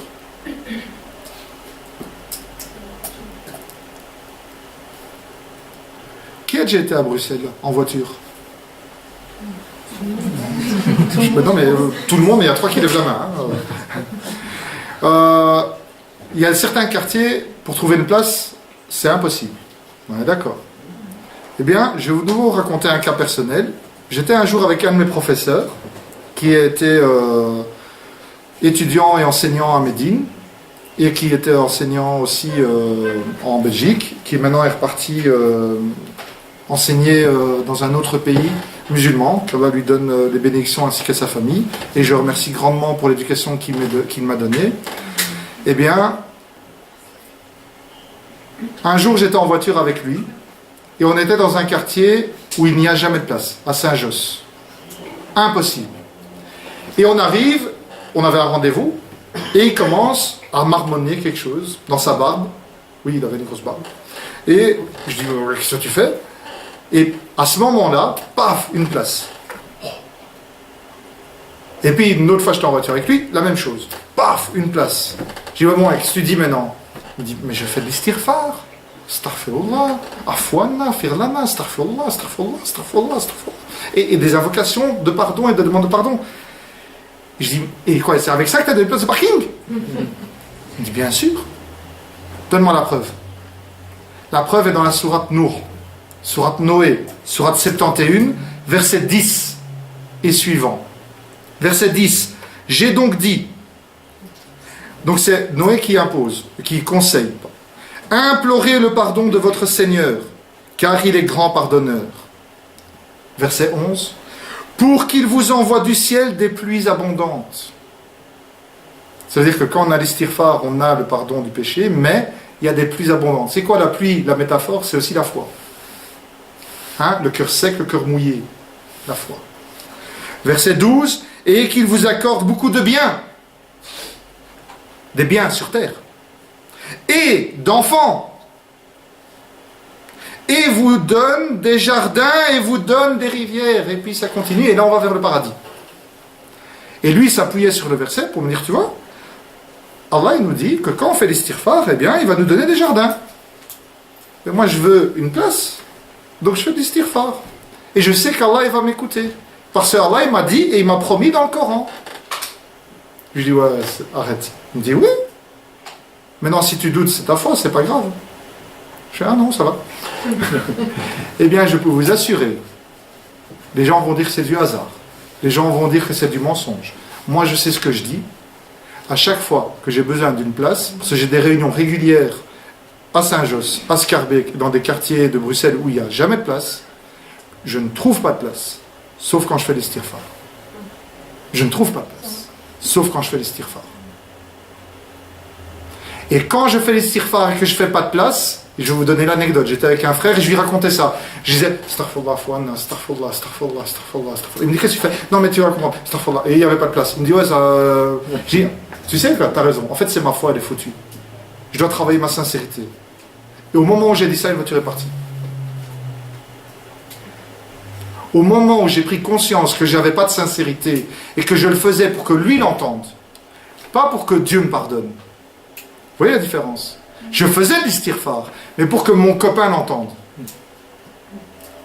Et au moment où j'ai pris conscience qu'en fait j'avais pas de sincérité à ce moment-là, la place s'est libérée.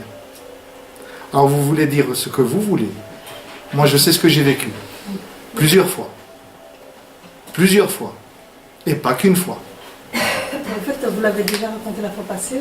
Et justement, par rapport à ça, j'ai fait pareil. Et subhanallah, à chaque fois que je faisais l'istighfar, je trouvais une place. Et pourtant, c'est dans un lieu vraiment où on ne trouve pas de place. Voilà. Mais maintenant, il faut se dire aussi que si ça ne marche pas, ça veut dire que soit c'est que réellement c'est pas possible. D'accord? Mais aussi ça veut dire qu'alors il y a peut-être justement un problème de sincérité, un problème de confiance, un problème de... Et que alors ça veut dire que c'est une épreuve pour nous qui doit nous servir de reflet. Une épreuve, c'est le reflet de notre foi. Et donc c'est quand même incroyable. Ok? Par rapport à la confiance, quand j'avais été à Mecca, il y a un moment donné où quand on fait la Umrah, on va et on boit de l'eau de Zemzem. Qui a déjà fait la Umrah ici? Oui? Qu'Allah vous donne l'occasion de faire la Umrah, el Hajj, et vous purifie, et que vous puissiez faire des invocations pour nous. Et donc, par définition, et là, de nouveau, je vous dis ce que j'ai vu, pas ce qu'on m'a dit. Je vous dis ce que j'ai vu. Il y avait l'un d'entre nous qui était un peu fort, très fort, d'accord? Et vu que quand on fait l'Umrah, en fait, on n'a pas de vêtements, on est dans un drap. En fait, ses cuisses, de par son poids, se frottaient et étaient arrachées avec du sang. Excusez-moi, je vais être dans les détails. Donc, il était arraché avec du sang. À cause du frottement, ses cuisses étaient arrachées à sang. À cause de l'Umrah, des 7 tours, du Tawaf.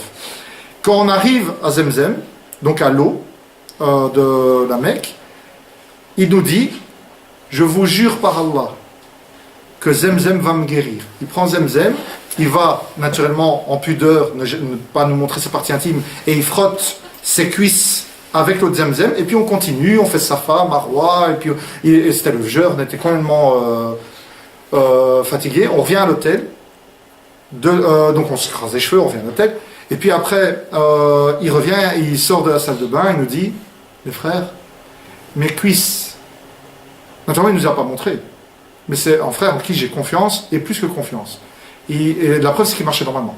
Il nous a dit, mes cuisses n'ont jamais eu une peau aussi belle et aussi bonne. Une peau que même mon fils et ma fille n'ont pas. En sachant qu'il avait un enfant de bas âge. Une peau de bébé. En moins d'1 heure. Avec une action, la sincérité, que Allah Azzawajal le guérit avec Zemzem. Je ne dis pas que ça fonctionne à tous les coups, mais je dis que ça peut fonctionner. Les miracles, ils ne sont pas loin de nous, ils sont proches de nous. Mais c'est nous qui ne les voyons pas, parce que nos péchés nous aveuglent. Et donc, nous aident à nous repentir. 12e, les épreuves font apparaître la véritable nature de l'ici-bas, sa fausseté, sa qualité de clinquant trompeur, et donc à rechercher la vérité. Les épreuves nous rappellent la grâce divine qui permet de jouir de la santé et du bien-être, car ça veut dire que si on est en bonne santé, alhamdoulilah, si je vois quelqu'un qui est malade, alhamdoulilah pour moi, et qu'Allah le protège et le guérisse, et aiguiser également le désir du paradis où il n'y a aucune épreuve. Le paradis est l'endroit de la non-épreuve. Il n'y a plus d'épreuve. Ce n'est que l'apaisement, la quiétude, le calme, le silence, les bonnes paroles, les nourritures parfaites, les boissons à des goûts meilleurs qu'ici qui n'enivrent pas. On a faim, un arbre arrive. On prend le fruit, on le mange. Nos épouses et nos maris pour les femmes sont plus beaux à chaque clignement d'yeux. Je vois ma femme, oh t'es belle, oh t'es très belle, oh t'es super belle, oh t'es magnifique, oh, et jusqu'à la fin des temps. Et pareil, elle pour moi. Donc, preuve que c'est un miracle. Et en sachant, pour la petite histoire, que l'épouse sera plus belle que toutes les houris possibles. Pour ceux qui disent, oui, les houris. Oui, ok, sauf qu'il n'y aura même pas envie d'y aller, parce qu'en fait, la femme est encore plus belle qu'elle. Ça, c'est le paradis. Et le paradis, il se gagne ici. Ou il se perd ici. Et donc la sagesse d'Allah, le Très-Haut, reste trop immense que pour pouvoir être cerné au sujet de l'épreuve. D'accord?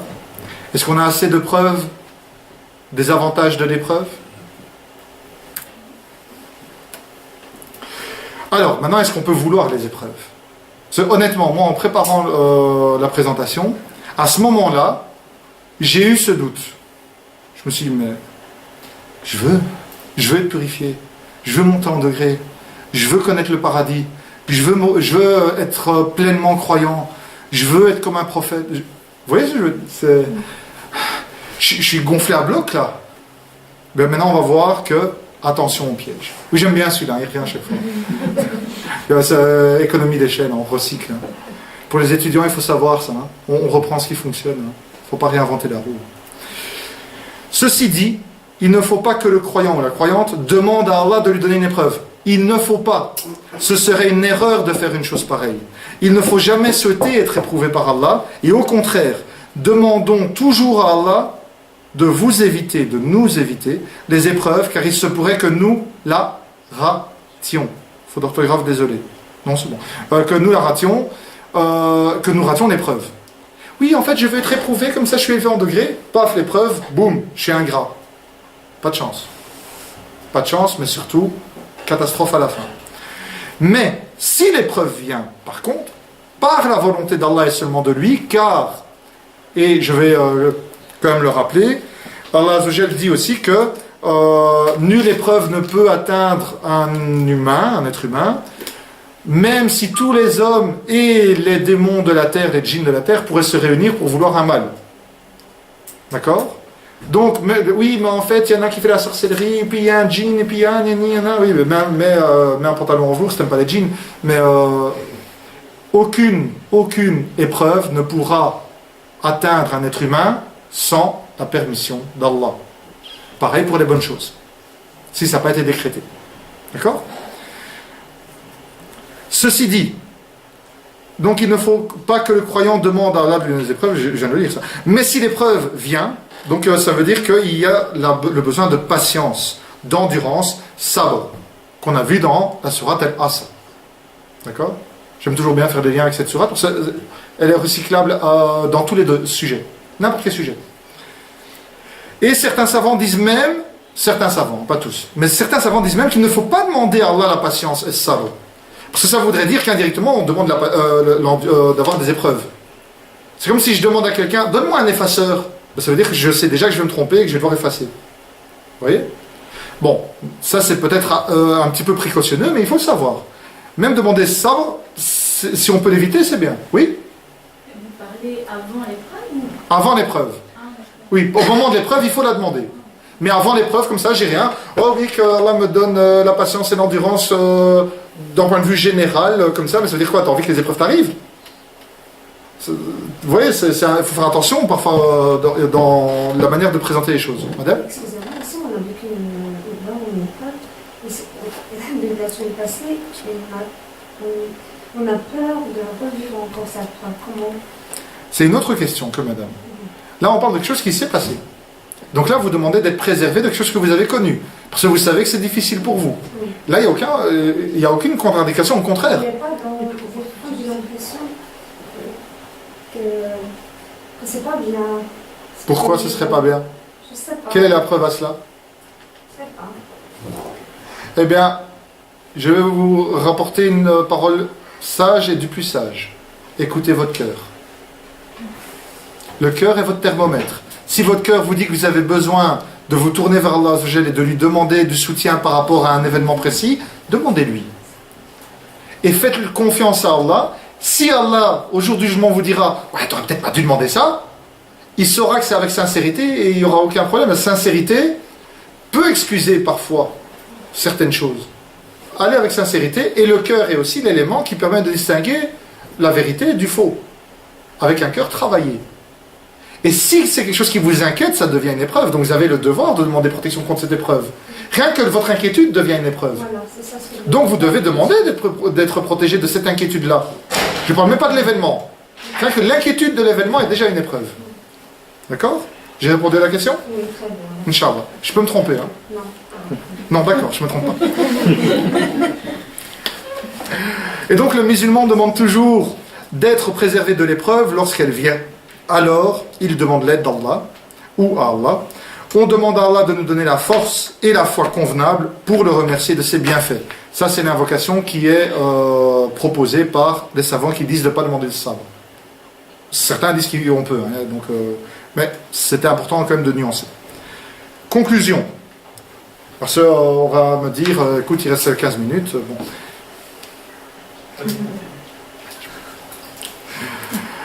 Le conseil que j'ai à donner, humblement, à mes sœurs et à mes frères, ce serait mieux de faire sœurs avant les frères, comme à moi-même, et surtout à moi-même, et avant tout à moi-même, c'est de prendre le sujet de l'épreuve au sérieux. De prendre le sujet de l'épreuve au sérieux. Car c'est la voie des prophètes, des véridiques et des martyrs. Faites un effort et vous verrez qu'Allah est avec le croyant, et il aide le croyant. Et il aide le croyant. La certitude que la facilité vient après une difficulté, la facilité vient après une difficulté, eh bien c'est une promesse de Dieu. Et savoir qu'aucune âme n'est éprouvée plus que ses capacités, c'est une promesse de Dieu. Quoi qu'il arrive, Dieu vous aura mis en vous et autour de vous tous les outils pour affronter toutes les épreuves. Toujours. Ce Dieu n'est pas injuste. Et Dieu s'est interdit l'injustice. Dieu n'est pas injuste et Dieu s'est interdit l'injustice. Par Allah, si on était sincère dans nos actes et dans nos actes d'adoration, Allah nous ouvrirait toutes les portes de ses bienfaits. Quelle est la preuve à cela? Quelle est la preuve à ça?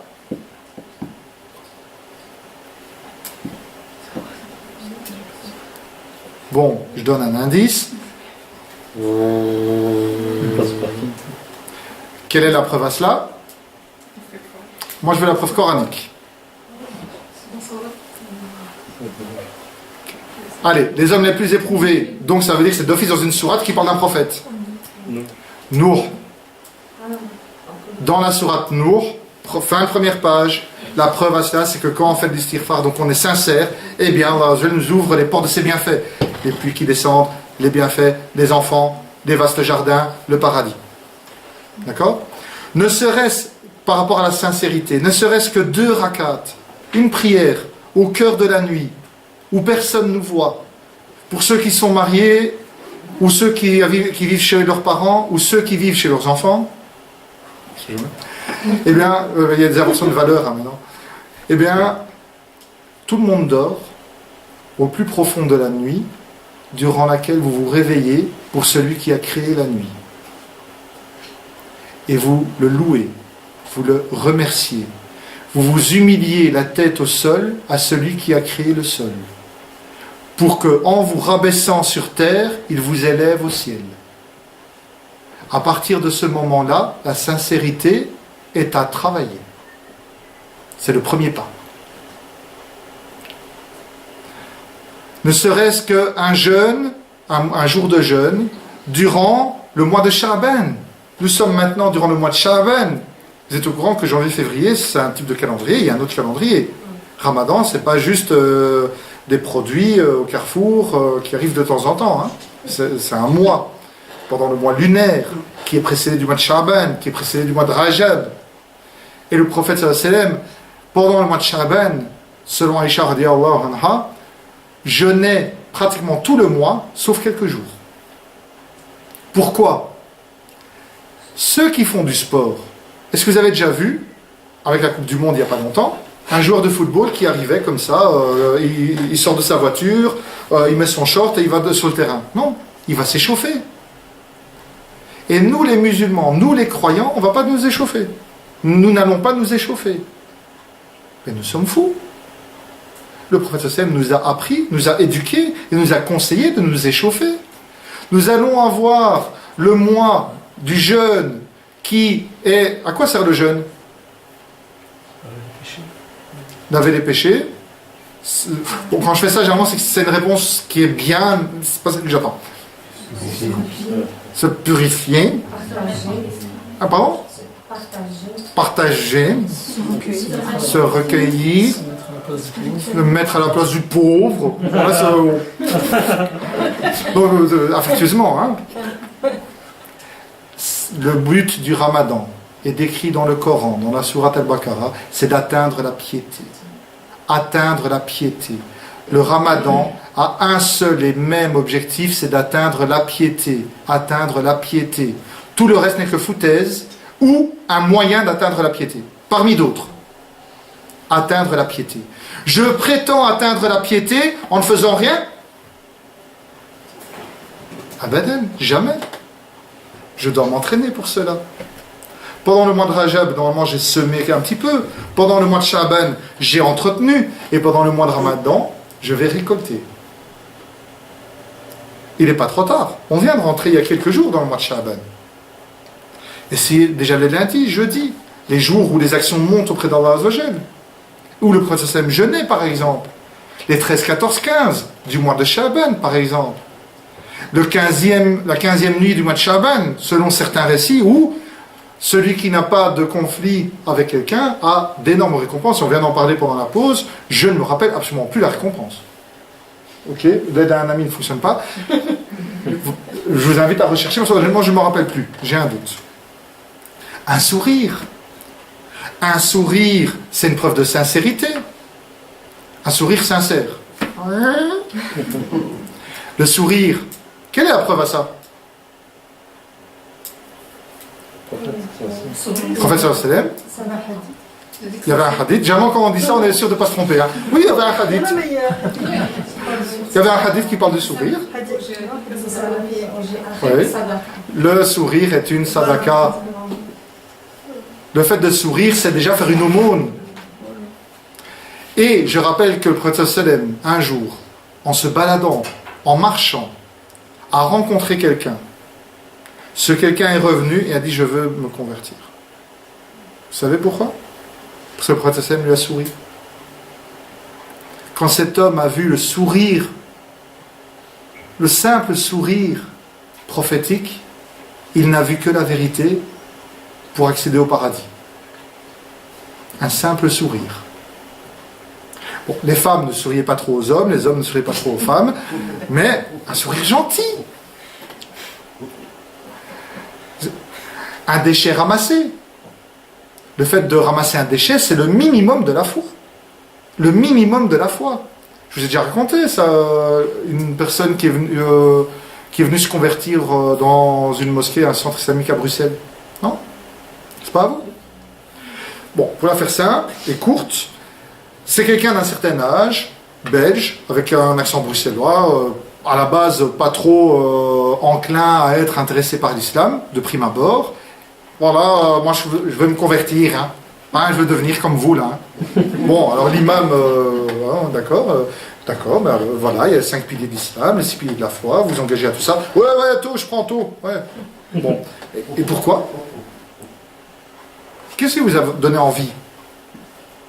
Vous savez ce qui a donné envie à cette personne? C'est simplement qu'elle était à un abribus, en attendant un bus, ou un tram, en tout cas un arrêt de transport en commun, et que cette personne a vu une jeune musulmane voilée enlever du chemin d'une personne âgée un détritus et un obstacle. Je ne sais pas si c'était un pavé ou... Donc, je ne sais plus exactement. Et en fait, la personne qui a vu ça a dit: tu as gentil, pourquoi tu fais ça, toi? C'est scénarisé. Hein. Non, il y en a qui vont dire: oui, c'est comme ça que ça s'est passé. Hein. C'est le festival de Cannes. Hein. Et alors, la personne, donc la jeune femme voilée, elle lui a dit: ça, c'est le minimum de ma foi. Il m'est obligatoire de le faire. C'est ce qui me nourrit. Je suis heureuse de le faire. Et cette personne, en entendant et en voyant cela, a décidé de ce chose, c'est de devenir musulmane. Comportement. Et donc la foi a et dispose d'un goût bien meilleur que le miel. Mais qui la goûte vraiment? Cette foi. Qui? Soyons donc sincères avec Allah et évitons l'interdit, car ce qui est interdit nous éloigne de Dieu. Et il ne peut subsister 2 choses dans le cœur d'un être humain, c'est la désobéissance et l'obéissance. Soit je suis obéissant, soit je suis désobéissant. Au moment où je suis désobéissant, à ce moment-là, ma foi ne trouve plus de place dans mon cœur. Ne peut pas subsister 2 choses dans le cœur, la désobéissance et l'amour d'Allah. Ce n'est pas possible. Donc je dois choisir. Et boire ou conduire, il faut choisir. Pardon, c'est autre chose. Et aussi, celui qui a dans son ventre, donc il se nourrit de choses illicites, parce qu'il gagne de l'argent de manière illicite, parce que ce qu'il mange est illicite. Hein, c'est pas de la viande halal, c'est de l'alcool, et on peut même aller plus loin, par exemple dans ce genre de procédé, ces invocations ne passent même pas. C'est très très lourd. Et ça, c'est dans le hadith Nawawi. Je vous invite à relire. Avec le voyageur qui arrive ébouriffé, debout, devant le soleil, et qui fait des invocations. Ces invocations ne passeront pas. Il mange des choses interdites, il se nourrit de choses interdites, s'habille de choses interdites. Il a été éduqué avec des choses interdites. Il est conditionné dans ce qui est interdit, c'est pas possible. Donc, l'épreuve, il faut la prendre avec la foi, et ne pas se demander pourquoi. C'est toujours soi-même qui est éprouvé ou qui a des problèmes, mais il faut bien se dire, et il ne faut pas se dire non plus, pourquoi telle personne ou telle personne n'a pas d'épreuve, ou pourquoi telle personne et telle personne a des épreuves et moi j'en ai pas, comment ça se fait? Il ne faut pas se poser ce type de questions. Vous savez pourquoi? Parce que le but de la religion musulmane, c'est de se regarder soi-même. Quand on avait vu tous les bienfaits, c'était de se regarder soi, faire une introspection sur soi, un diagnostic sur soi et avancer pour soi. Si on regarde les autres, c'est pour les aider. Rien d'autre. Et donc il ne faut pas tomber dans ce travers que certaines personnes ont, de juger la valeur des épreuves des autres par rapport à soi, ou de juger les autres par rapport à leurs épreuves. Parce qu'on ne sait pas si c'est une épreuve ou pas. Dieu seul sait. Et de toute façon, ça ne nous intéresse pas. Et ce n'est pas en sachant si la personne est éprouvée que nous allons monter en degré au paradis. Peut-être elle, oui. Mais nous, on aura perdu notre temps. Et donc, si une personne a des problèmes, c'est pour les deux raisons suivantes. Soit la personne est un très mauvais musulman, loin de l'islam, et Allah lui donne des punitions pour le ramener sur le droit chemin. Donc c'est, viens gamin. Soit la personne est un musulman croyant, mu'min, vraiment, mashallah, tawakallah, comme on pourrait dire, et cette personne, alors à ce moment-là, elle doit être certaine que Dieu lui veut du bien. Tout simplement. Donc dans les deux cas, c'est un bien. Soit c'est un retour vers Dieu, soit c'est une confirmation de l'amour de Dieu. Ici, ça représente quoi? Une caverne, hein? Sourate la caverne. Sourate al-Qaf. Donc, ici dans la sourate la caverne, je ne vais pas du tout expliquer et en profondeur, mais je vous invite à la relire et à vous pencher sur les explications. C'est la sourate des épreuves. Et on est vendredi, c'est une sourate qui est bien de lire le vendredi, tous les vendredis, et on parle d'épreuves. Il était impossible de ne pas en parler. Alors ici, c'est très schématique, mais il y a environ 4 grandes histoires. Il y en a un peu plus en réalité, il y en a une qui intercale avec le diable. Avec la première histoire qui est les gens de la caverne, c'est l'épreuve de la religion, qui est expliquée, quand on est éprouvé dans la religion. Deuxième épreuve, avec un propriétaire de jardin, c'est de la richesse et des enfants. Puis après, il y a Shaitan qui arrive dans cette histoire, qui refuse de croire. Ensuite, l'épreuve de Moussa, de Moïse, et qui va chercher la science chez Al-Khadir. L'épreuve du savoir. Et enfin, l'épreuve du pouvoir, avec Dhul-Qarnayn, qui clôture, mais avec naturellement, comme je vous l'ai dit, différentes petites choses. C'est entre autres dans cette sourate qu'on apprend qu'il ne faut jamais dire d'une chose je la ferai certainement demain, sans dire Inch'Allah. Et si tu oublies, dis je souhaite que mon Seigneur me mène et me guide plus proche de ce qui est correct. Parce que ça veut dire que je dois être confiant dans le destin actuel et je dois me remettre à Dieu pour le destin à venir. D'accord? Et naturellement tout ça, il y a différentes sagesses à apporter. C'est pas le but d'aujourd'hui, mais il était indispensable que vous puissiez relire cette sourate, la caverne, la sourate 18, avec ce filtre-là. Il y a 4 grandes histoires.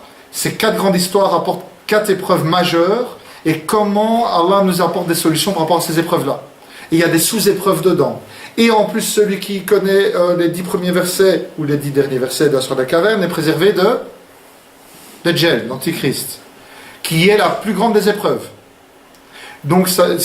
Et tout ça, toutes ces épreuves-là, qui sont les 4, ce sont des épreuves que le Dajjal va nous mettre. Des épreuves sur la foi, sur le savoir. Ça va? Donc en conclusion, je vais juste terminer sur le rappel de la définition, de la tentative de définition de l'amour d'Allah Azzawajal, vu qu'on a dit que l'épreuve normalement doit nous rapprocher d'Allah.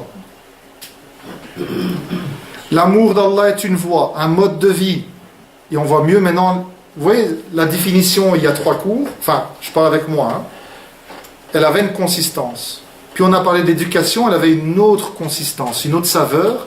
Et maintenant qu'on a parlé des épreuves, on va encore la percuter différemment. C'est la même chose avec le Coran, parce que le Coran est encore la meilleure parole du monde. Et des mondes. Quand on relit le Coran et on le relit, eh bien on revoit des choses avec un regard qui nous dépasse. Parce qu'il éclaire notre vie, passée, présente et future. Et à la lumière de notre passé, de notre présent, pour notre futur. Donc l'amour d'Allah est une voie, un mode de vie dans lequel le serviteur ou la servante de Dieu oriente sa vie vers son Créateur. Sa vie, c'est-à-dire ses épreuves. Dans le but d'atteindre l'état où il ou elle se sent aimer son Créateur. Donc le but, c'est d'aimer Allah. Et espère que son Créateur l'aime. Et lorsqu'on a les épreuves, eh bien, on a cet espoir. J'ai cette épreuve-là et j'espère vraiment que si je vis cela, j'endure, je patiente et j'ai confiance en Dieu et que Dieu transforme ce moment de ma vie comme un état d'amour. Comme un état d'amour. L'amour du croyant est par Dieu, pour Dieu et avec Dieu. Et donc la finalité du cheminement spirituel est l'amour d'Allah Azza wa Jal. À travers l'éducation et les épreuves, pour reprendre simplement ces deux thèmes que je vous ai présentés humblement. Et donc ça veut dire qu'on doit se préserver et préserver ceux autour de nous. Car les épreuves, elles sont autour de nous, mais on ne doit pas les créer nous-mêmes. Ça aussi c'est important. On ne va pas se mettre, excusez-moi, dans la gueule du loup. Et donc on va grandir avec nos épreuves. Et on doit aussi transmettre de nos épreuves, et l'expérience des anciens doit profiter à la fougue des jeunes. Et les jeunes doivent profiter dans leur fougue de l'expérience des anciens. Et le prophète sallam a dit, la preuve qu'on attendait depuis tout à l'heure, tout mal qui atteint le musulman, tout mal. S'agit-il d'une lassitude? C'est un sentiment, d'accord? Même une lassitude. Même pas une inquiétude, hein? Une lassitude. Je suis un peu lassé. Bon, juste, ne fût-ce que ça. Ce que certains ont maintenant avec moi. Non, j'entends. Mais non. Ne fût-ce qu'une lassitude, une maladie, une angoisse, même une piqûre d'épine, une petite écharde, lui vaut de la part d'Allah une rémission de ses péchés. Plus grande est l'épreuve, plus grande est le mal, plus grande est la récompense. Dans le Coran, dit, ô mes serviteurs, qui avez commis des excès à votre détriment, ne désespérez pas de la miséricorde d'Allah. Ne désespérez pas de la miséricorde d'Allah, car Allah pardonne tous les péchés. Oui, c'est lui le très miséricordieux. Pourquoi j'ai mis ça dans le thème des épreuves? Parce que les épreuves peuvent amener à avoir un doute de désespoir. Et Allah nous dit, tiens bon, car Allah pardonne tous les péchés, ne désespère pas dans ma miséricorde, aie confiance en moi, retourne vers moi, reviens vers moi, je t'aime. Aime-moi et je t'aime. Et si on revient dans un hadith qudsi de l'imam Nawawi, qui est repris du prophète sallam, qui est repris dans l'imam Nawawi, le serviteur ne cesse de faire des actes obligatoires jusqu'à ce qu'il se rapproche d'Allah, et il ne cesse de faire des actes surérogatoires. Donc en plus, en dehors des piliers, jusqu'à ce que Allah l'aime. Et lorsque Allah l'aime, il devient les yeux par lesquels il voit, les oreilles par lesquelles il entend, les mains par lesquelles il agit, les pieds par lesquels il marche. Mais ça, c'est un autre état. C'est pas un état d'Américain. Voilà. Je réveille celui. Et donc, pour clôturer, bon, je dis souvent pour clôturer, mais vous savez qu'il y a toujours une petite surprise après. Cherchez secours dans la prière, dans la patience et dans la prière. Sourate 2, verset 45. Cherchez secours. On cherche secours quand il y en a une épreuve. Et de quelle manière? Dans l'endurance, la patience, c'est-à-dire on accepte ce qui se passe et on se retourne vers Dieu dans la prière. Au plus profond de la sincérité, on va s'humilier pour notre Créateur parce qu'on est sa créature. Et à partir de ce moment-là, on aura trouvé le secours. On va trouver secours de Dieu en Dieu. On va trouver secours des épreuves que Dieu a créées en tant que créature de Dieu vers Dieu. Et ça, c'est Dieu qui nous le dit. C'est Allah Azza wa Jal qui nous le dit. Cherchez secours dans la patience, dans l'endurance et dans la prière. Combien ont parfois des événements et ils arrêtent de prier? C'est à ce moment-là qu'on doit prier le plus. Chercher secours dans l'endurance et dans la prière. Avec équilibre, on reprend l'image d'Ibn Qayyim. Il y a une sincérité, il y a une conformité. Il y a un espoir du paradis, il y a une crainte de l'enfer. Et alors à ce moment-là, le musulman, la musulmane est structuré, équilibré pour avancer dans son cheminement spirituel. Et la parole est à vous pour dire que c'est fini. Si je ne me trompe. Il reste encore un petit peu. Ah, t'as vu, Et donc là maintenant, c'est bien la première fois que ça va nous arriver. Vous avez réellement la parole. Ok, c'est pour ça que j'aurais mieux fait de ne pas vous la donner. Non, madame? Excusez-moi, si on a vécu une épreuve, mais comment expliquer à nos enfants d'une façon que ça les déstabilise pas? Que les enfants ont subi l'épreuve aussi ou que les parents ont subi une épreuve? Par exemple, ma fille, elle a vécu beaucoup de choses avec moi. On peut parler dans l'absolu, hein, ne vous inquiétez pas. Et pour expliquer, j'ai du mal des fois à lui. Donc c'est expliquer aux enfants une épreuve que les parents ont eue. Oui, oui. D'accord. Je pense avec des mots simples.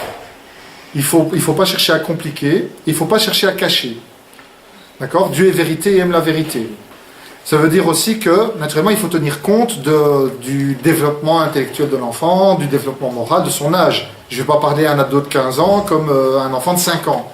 Mais je dois parler à un enfant de 5 ans de choses vraies. Je ne peux pas lui mentir. D'accord? Je dois lui dire des choses. Vous savez, quand, par exemple, on parle de la mort ou de la maladie, un enfant, il a très vite compris qu'un chat peut mourir, un chien peut mourir, un oiseau peut mourir. Ben, un être humain aussi. On peut parler du divorce, par exemple. On peut parler de choses un petit peu complexes. Ces éléments-là doivent être expliqués aux enfants. Parce que, et c'est ce que je disais l'autre fois, si on n'explique pas aux enfants, l'enfant va aller chercher les explications. Mais n'importe où, n'importe comment, chez n'importe qui. Il faut bien retenir ça. On doit parler à l'enfant. Alors maintenant, on doit essayer de choisir des mots. Et on peut lui demander aussi. Voilà, est-ce que tu as remarqué quelque chose par rapport à maman et papa? Est-ce que tu as remarqué quelque chose par rapport à la santé de maman? Est-ce que tu as remarqué que maman était un peu triste? Est-ce que tu veux en parler? Qu'est-ce que tu as compris? Qu'est-ce que tu en penses? Peut-être voir un petit peu ce que lui en pense d'abord et puis après lui en parler. Mais il faut lui en parler. Parce que sinon on arrive à une situation de frustration du parent qui n'ose pas en parler et qui culpabilise à tort, et de l'enfant qui peut aussi fantasmer et culpabiliser aussi en disant en fait peut-être que maman est malheureuse à cause de moi. Oui. Et donc il faut pouvoir en parler. Il faut mettre des mots sur les mots, hein, le pluriel de mal. Hein. Il faut mettre des mots sur des mots. Comment placer des mots sur une maladie? C'est la maladie expliquée, par exemple, ce que la maman elle a vécu. Simplement. Je suis très sérieux, hein. Expliquer simplement.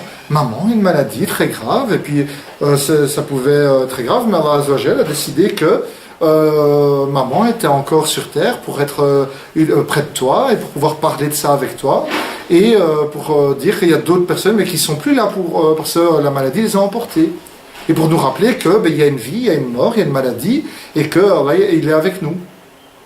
Qu'est-ce que tu en penses? Et puis après, voilà, et puis vous inquiétez pas, une fois qu'on ouvre la boîte aux questions, après ça arrivera, hein. Mais il faut pouvoir trouver le bon moment. Pas quand on est pressé, juste avant l'école, il reste 2 secondes. Oui, en fait, tu sais que maman était malade, maintenant on va à l'école. Il faut prendre le temps, il faut, voilà, j'ai envie de te parler de quelque chose d'important. Et lui dire aussi à l'enfant, pour moi c'est important, j'ai envie de te dire quelque chose d'important pour moi. Pourquoi? Parce que toi, mon enfant, tu es important pour moi. Il y a quelque chose d'important pour moi et tu es important pour moi. Donc ce qui est important, je le mets ensemble. C'est simple. Il y a d'autres manières, hein, mais voilà. Et puis il y a un très bon livre, en vente à 15 €. Vous l'avez acheté? Non, je vais aller. Ah ouais, voilà. Je vais le prendre. Alors, je réponds plus aux questions à ceux qui n'ont pas acheté le livre. J'ai répondu à la question, madame, plus sérieusement? D'accord. Ouais. Y a-t-il d'autres questions?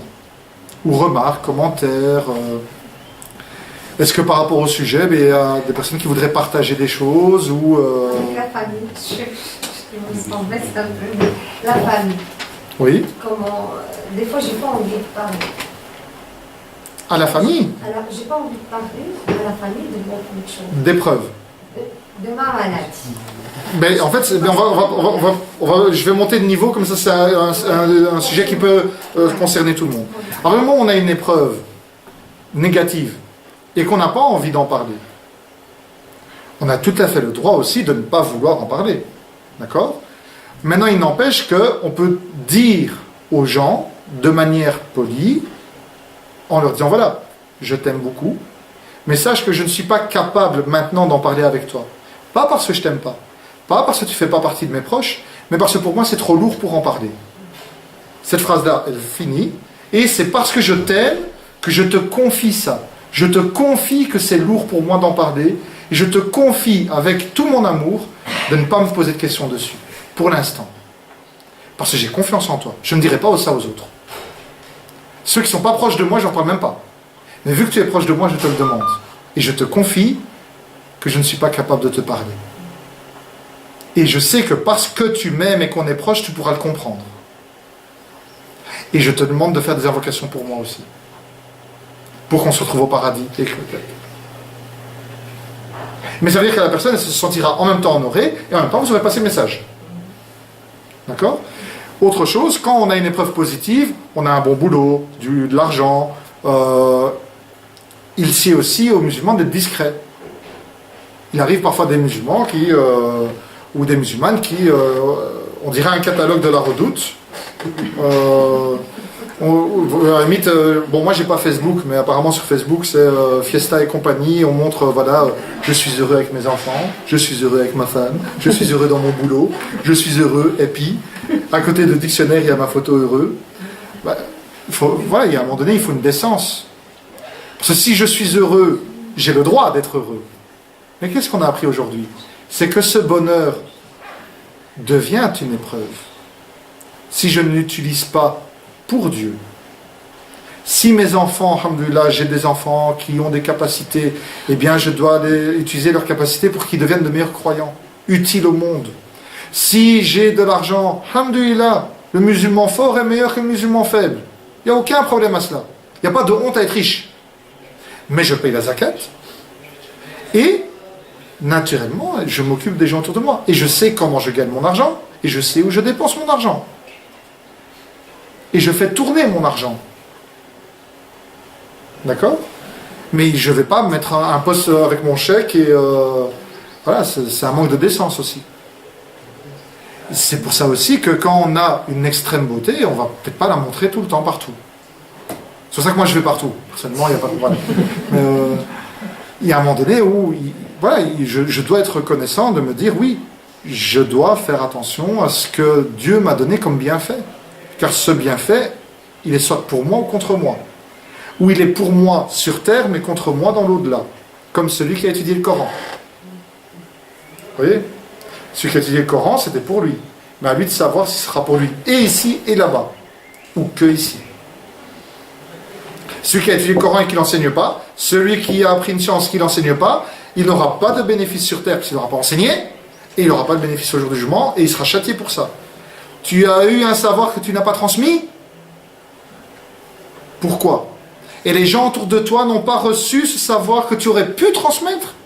Pourquoi ?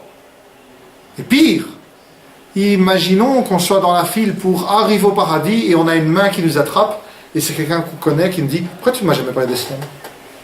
Pourquoi tu ne m'as jamais dit que en fait c'était ça l'islam ? Que je pouvais me réformer, que je pouvais revenir vers Dieu, qu'un Dieu existait. Pourquoi tu m'en as jamais ne fût-ce que touché un mot ? J'ai pas dit... Attention, le prosélytisme n'existe pas en islam. Le prosélytisme d'aller convertir des gens n'existe pas en islam. D'accord ? Mais le bon comportement existe en islam et donner l'information est une obligation.